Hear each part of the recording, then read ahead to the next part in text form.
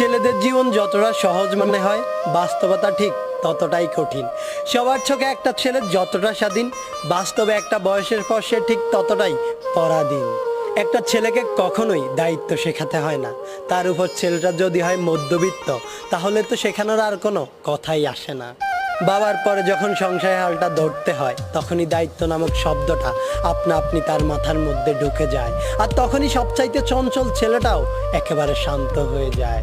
যেই ছেলেটাকে মা বাবার কাছে আবদার করত, সেই ছেলেটাই আজ সবার আবদার পূরণ করতে শিরোধার্য। যেই ছেলেটাকে কোনো কিছু না পেলে রাগ করত, সেই ছেলেটাই আজ নিজের শখ বিসর্জন দিয়ে ছোট ভাই বোনের শখ পূরণ করতে ব্যস্ত। ছেলে মানুষ মানেই তাদেরকে পাষাণ মনে করা হয়।